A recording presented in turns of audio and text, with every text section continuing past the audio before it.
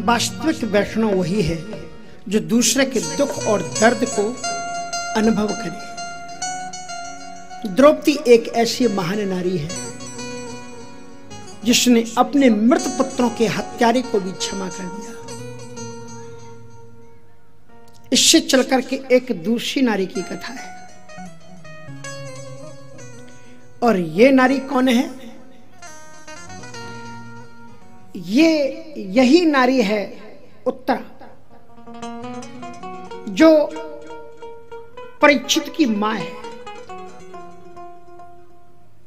अश्वत्थामा ने कुपित वहां से उसके बाल बना दिए गए और मणि छीन करके भगा दिया गया। संभावित चाकीर्ति मरना दतिरिच्यते, अपमान महसूस हुआ। उसने 5 बाण तो पांडवों के लिए छोड़े और एक ब्रह्मास्त्र शिरा नाम का बाण छोड़ा, ताकि गर्व के अंदर, उत्तरा के अंदर जो गर्व है वो खत्म हो जाए। 5 बच्चों तो वो पहले मार चुका था, अब एक बच्चा पांडवों के लिए बचा था जो उत्तरा के गर्भ में, अभिमन्यु की पत्नी के गर्भ में था, उसको भी मार दे। लेकिन वहां पर महाराज क्या हुआ, भगवान कृष्ण ने जो ही वो बाण धधकता हुआ उसके सामने आया, जरा देखना, उत्तरा के सामने से धधकता हुआ बाण जब आ रहा था तो उत्तरा अर्जुन के पास नहीं गई, भीम, नकुल, सहदेव, युधिष्ठिर के पास में नहीं गई, अपने भाई के पास में नहीं गई। कहां गई? तुम्हारे जब जीवन में दुख आए तो दुनिया के लोगों के पास मत जाना, ये तो खुद ही पाहि पाहि महायोगिन देवो देवो जगतपते नान्यम तद्भयं पश्ये यत्र मृत्यु परस्परम। हे गोविंद, मेरी रक्षा करो। कामम दातु माम नाथ मामे गर्भो विपोहिता। हे गोविंद, ये बाण मुझे मारे तो मार दे, मुझे उसकी कोई चिंता नहीं है, लेकिन मेरे गर्भ के अंदर जो बच्चा है गोविंद, उसकी आप रक्षा करो, वो बच्चा ना मरे। श्री कृष्ण ने कहा, अहो मोहे महिमा बलवाना, जिस बच्चे का अभी जन्म नहीं हुआ उसमें तुम्हारी इतनी आसक्ति। उत्तरा ने कहा, मुझे बच्चे में कोई आसक्ति नहीं है, लेकिन जब पति के साथ में मैं सती होना चाहती थी उस समय नारद जी ने मुझे रोका था, कहा था, उत्तरा, तुम्हारे पेट के अंदर में एक बालक है, और वो बालक साधारण नहीं, बहुत बड़ा संत है, बहुत बड़ा भगवान का भक्त है। महाराज, मैं केवल आपके भक्त की रक्षा के लिए रुक गई। मैं मरूं तो मर जाऊं, लेकिन मेरे गर्भ के अंदर, मेरी कोख के अंदर एक संत की मौत ना हो। गोविंद, मुझे केवल उतनी देर तक जिंदा रखो जब तक मैं आपके भक्त को जन्म दे दूं। श्री कृष्ण ने कहा कि धन्य है भारतवर्ष की नारियां कि अपने मेरे भक्त की रक्षा करने के लिए ये चिंतित है। गोविंद ने सोचा कि ऐसी ही माताओं के गर्भ में मैं बच्चा बनता हूं, यदि मुझे मौका मिलता तो इस नारी को मैं अपनी मां बनाता और इसकी कोख से पैदा होता।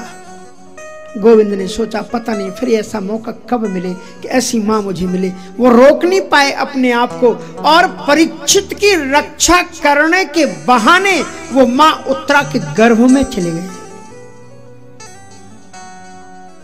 दौर्ण्यष्टि विपुलष्टिमिदं मदंगम संतान बीजम कुरु पांडवानां जगोपि कुक्षिम गतयाति चक्रो मातुश्च मे या शरणम गताया।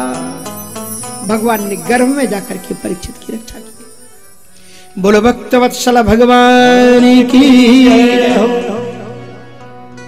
यद्यप्यस्त्रम ब्रह्मस्त्रस्तमोघम चाप्रत्क्रियम,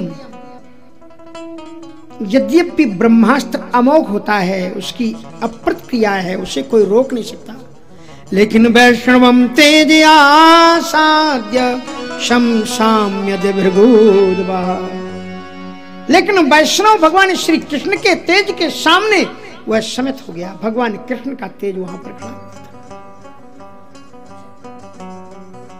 फिर आगे चलकर के तीसरी एक नारी की कथा आती है, और वो तीसरी नारी है कुंती। कुंती के जीवन में दो दृश्य उपस्थित हुए।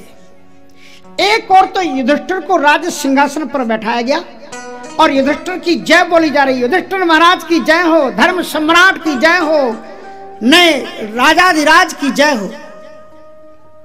तभी तक किसी दासी ने कुंती के कान में आकर के सुनाया, कहा माता जी। बोले हाँ। बोले गोविंद द्वारिका जा रहे हैं। ज्यों ही सुना कि गोविंद द्वारका जा रहे हैं, अपने पुत्र की आरती उतारने जा रही थी मैया कुंती कि मेरा बेटा राज सिंहासन पर बैठा है, मैं जरा कुमकुम लगा दूं, आरती उतार लूं। लेकिन जो ही गोविंद जा रहे हैं, इतना सुना हाथ से थाल गिर गया उसका। कहा मुझे ले चलो गोविंद के पास। यद्यपि गोविंद एक दिन पहले मिल चुके थे, बता दिया था कि माँ थोड़ा मैं कल अर्ली मॉर्निंग में चला जाऊंगा क्योंकि द्वारका तक की यात्रा मुझे करनी है।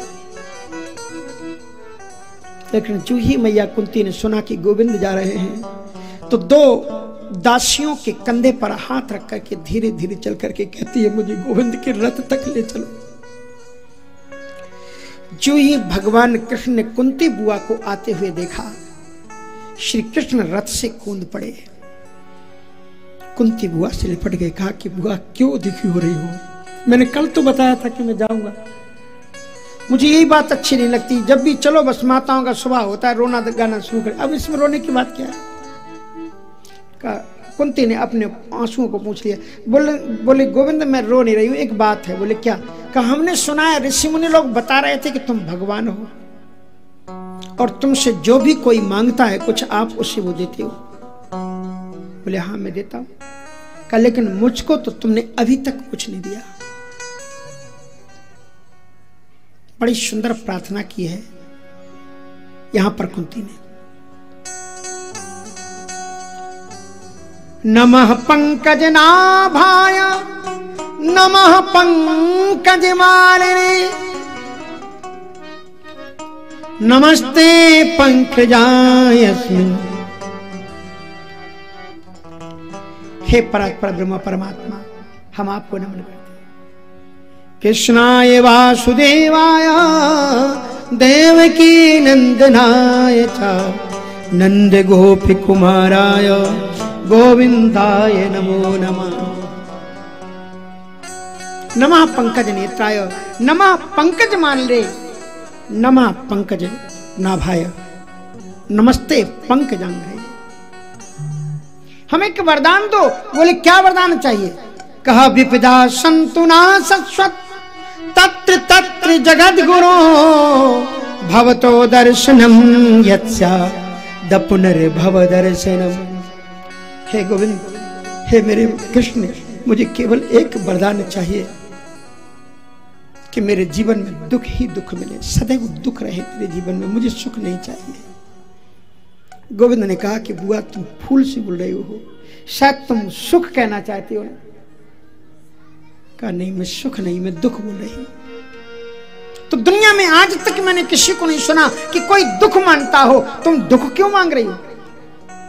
कहा मैंने अपने जीवन में दोनों को देखा है, सुख को भी देखा है और दुख को भी देखा है।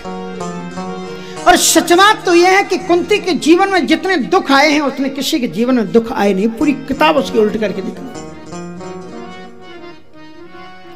पर कुंती कहती है कि मेरे जीवन में जब जब दुख आया गोविंद, तब तब मैंने तुमको पुकारा, और जब जब मैंने तुमको पुकारा तुम मेरे सामने प्रकट हो गए। और आज मेरे जीवन में जब सुख आया तो एक दासी ने मुझे सुनाया कि भगवान जा रहा है। उस सुख को आग लग जाए जिस सुख के आने पर मेरा गोविंद मुझसे दूर जाता हो, उससे तो वो सुख अच्छा है जिसके रहने पर भगवान मेरे पास बने रहे। गोविंद तुम मेरे पास बने रहो।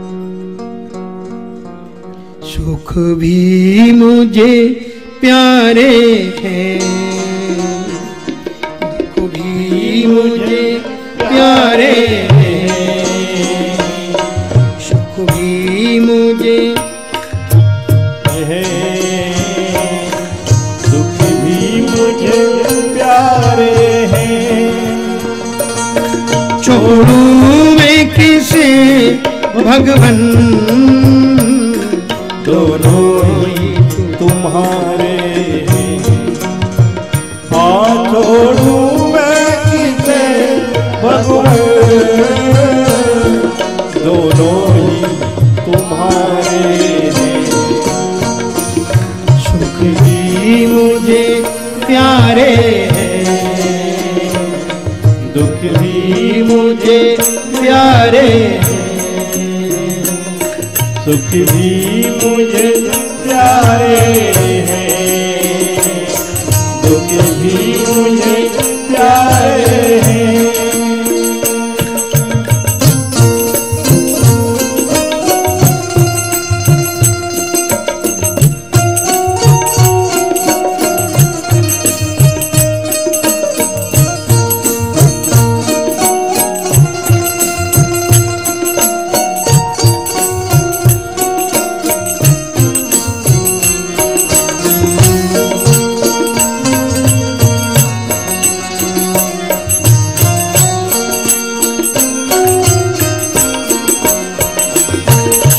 दुख ही तो दोनों की गाड़ी को चलाते हैं। सुख दुख ही तो दुनिया की गाड़ी को चलाते हैं। सुख दुख ही तो दुनिया की गाड़ी चलाते हैं। सुख दुख ही तो दुनिया की गाड़ी को चलाते हैं। सुख दुख ही तो हम सबको इंसान बनाते हैं। सुख दुख ही तो हम सबको इंसान बनाते हैं। इंसान बनाते हैं। संसार की नदिया के दोनों ही किनारे हैं। संसार की नदिया के दोनों ही किनारे हैं। छोड़ूं मैं किसे भगवन, दोनों ही तुम्हारे हैं। हाँ छोड़ूं मैं किसे भगवन, दोनों ही तुम्हारे हैं।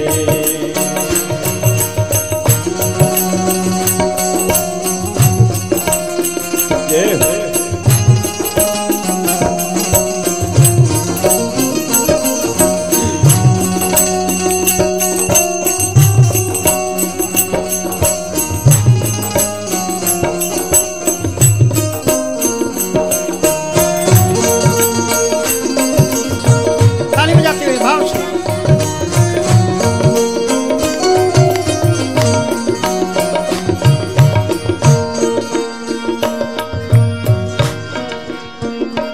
दुख चाहे ना कोई, सब सुख को तरसते हैं। चाहे ना कोई भी, सब सुख को तरसते हैं। दुख चाहे ना कोई, सब सुख को तरसते हैं। दुख चाहे ना कोई, सब सुख को तरसते हैं। दुख में सब रोते हैं और सुख में हंसते हैं। दुख में सब रोते हैं, सुख में सब हंसते हैं। सुख में सब हंसते हैं। सुख मिलते हैं जिसमें, दुख भी तो सहारे हैं। है रित में, दुख भी तो सहारे हैं। छोड़ूं मैं किसे भगवन, दोनों ही तुम्हारे हैं। छोड़ूं मैं किसे भगवन,